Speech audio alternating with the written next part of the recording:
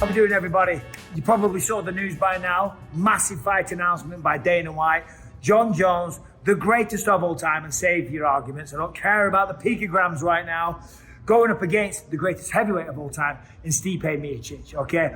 Ever since Jon Jones, ever since he talked about going up to heavyweight, this was the fight that everybody wanted to see, and now it has finally materialized. Of course, he made his heavyweight debut against the great Cyril Gane, okay? Cyril's a great guy, great fighter, and a worthy candidate to fight Jon at the time, but Jones made short work of him. We know that. He took him down, choked him out, didn't even break a sweat. But this one will be different. Stipe Miocic, the greatest heavyweight of all time. Why did he say that? I'll tell you why.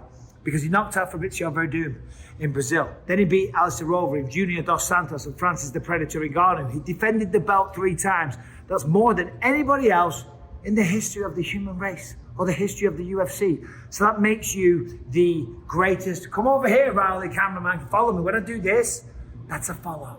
You got to follow me. We're in the UFC gym where they filmed The Ultimate Fighter. Keep coming, keep coming. We're just trying to keep it mixing. Where was I? Yeah, so Stipe is the greatest heavyweight of all time. So this is going to be a sensational matchup because against Cyril Gane, matchup-wise, stylistically, that was kind of an easier fight because with respect to Cyril, he's a kickboxer, he can't wrestle. Stipe Miocic can wrestle. He can wrestle with the best of them. Look at those 3 fights he had with Daniel Cormier. Of course, the first one he lost. He got caught with a beautiful shot.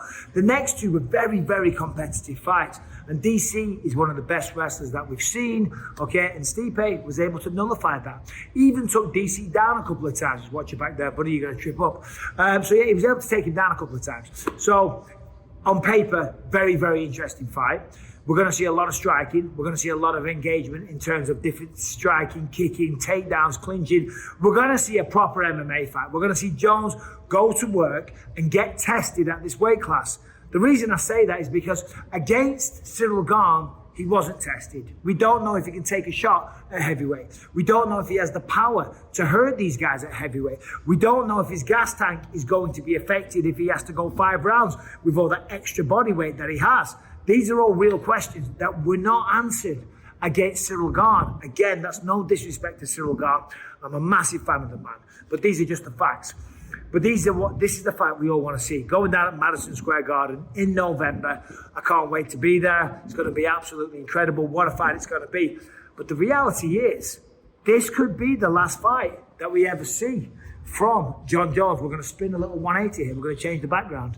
This could be the last fight that we ever see from Jon Jones because he has no intention, no business of defending the belt, taking on newcomers, dangerous guys like Tom Aspinall. He's not interested in that. He's here for legacy. He's made plenty of money. He's still making massive amounts of money. And if he goes out there and he beats Cyril Gane, he became the champ.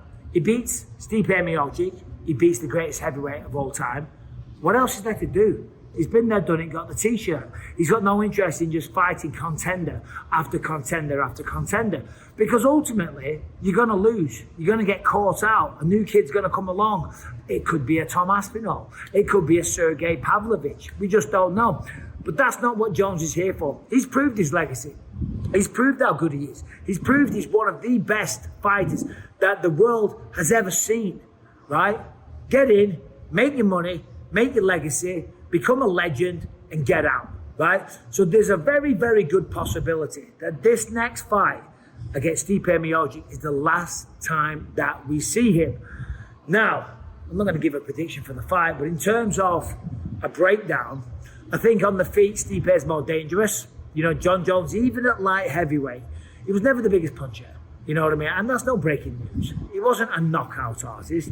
He wasn't a one-punch knockout guy. You know, he wasn't an eye poker as well, so save your jokes. He was a bit of an eye poker, but they were accidental. You know, but he chips away with the oblique kicks to the knees. He's very strategic. You know, he keeps people at range. Stipe Miocic wants to get in there and land the hands. He's got big, big power. Knocked out plenty of people. Beautiful boxing as well. Remember the third fight with DC, you know, saw an opening, switched it up to the body, ended up finishing with the body shots. Well, that led to the finish anyway. Wrestling, they nullify each other. I think Stipe's probably going to be naturally stronger. Gas tank, who knows? We don't know about Jones there. Experience. Stipe is experienced, but there's no one more experienced. And no one with a higher fight IQ than Jon Jones. That's just a fact. You look at the fights that he had at light heavyweight, he would always beat people at their own game. Daniel Cormier, people said Jones would not be able to stop the takedowns. He stopped the takedowns and he also took DC down, Glover to Scherer, right? They said, oh, Glover's gonna back him up and fight him in a phone booth. Jones fought him at his own game, beat him at his own game. So he's great, he's unbelievable, he really is. And he's not getting any younger. As I said, he's made plenty of money. He's not gonna stick around. He's not going to taint his legacy. He's not going to let some young up-and-comer like a Tom Aspinall. I'll say that one more time because Tom Aspinall's a real threat. Tom Aspinall is a real deal. He's very agile. He's a great athlete. He's incredibly quick and he's got a well-rounded skill set. But he's got nowhere near the resume or the name value of somebody like a Stipe Miocic, right? So why would he risk that? I just don't think he would. And he doesn't need to. That's more the point. He doesn't need to do that. Going down in Madison Square Garden in New York, I mean, what a venue that is, obviously. I fought George St. Pierre there. Didn't go my way, lost the fight. But still, what an experience. It was the biggest fight of my life, the biggest payday of my life at Madison Square Garden, the Mecca, where some absolutely legendary fights have gone down. So what a venue that's going to be. Yeah, so I never got the job done, but who cares? You know, this is what we do. We're making memories, we're taking chances, we're making money, we're feeding our families. All right, so anyway, as I say, going down to Madison Square Garden, Jon Jones, Stipe Miocic, the GOATs, right? In a main event, it's going to do massive blockbuster numbers, I'm telling you. And this is probably the last time we see Stipe fight as well. Stipe Miocic doesn't fight very often.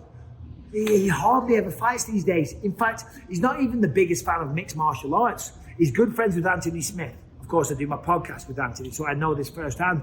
He doesn't watch the fights. He's not interested in fights. If you talk to Stipe about mixed martial arts or the UFC, he switches off. He's not interested. He's just a good old boy. He likes working as a fireman. He likes working out, and he likes to fight now and again. But now and again is the important part. And let's remember, what is he? I don't know what he is, but he's almost 40 years old. He's made plenty of money. He's got legendary status. He's going to retire. This could be the last time we get to see Jon Jones and Stipe Miocic fight. Think about this. If Jon Jones wins, Stipe loses, Stipe probably retires. If Jon Jones loses, I don't know if he retires because he wouldn't want to end on a loss. But if Jon Jones wins, then he might just walk away into the sunset, being the greatest light heavyweight we ever saw, and also the greatest heavyweight we ever saw. So does that make him the greatest of all time? And I know you're all going to say, well, what about the failed drug tests? Of course, there was the picograms. They had to move a fight card, you know, against Daniel Cormier when he stopped him with a head kick in Anaheim. He tested positive. You know, these are real questions to ask. If we just forget about that for a second, the answers are clear yes. The answers are clear yes. If it wasn't for that, he is the greatest of all time. It's a clear yes. I don't know. I've always had a hard stance on steroids. If you take steroids, then you're a pussy, right? He claims innocence. He failed a test. He failed the test. The science shows he had it in his system. Everyone always has an excuse. But anyway, that's another discussion. The fight is incredible. I cannot wait. Subscribe and ring the bell. I'll be there. I think we're doing a live podcast in New York as well. But anyway, look, listen, I better go because we're here in the UFC gym, as I said, where they filmed The Ultimate Fighter at the UFC Apex. I'm commentating Power Slap. The Power Slap event starts again in 15 minutes. We're going live with the main card. I had to run out, I had to share this news with you, give you my thoughts. Remember, subscribe, ring the bell, and I better get back to work. Rally, come on.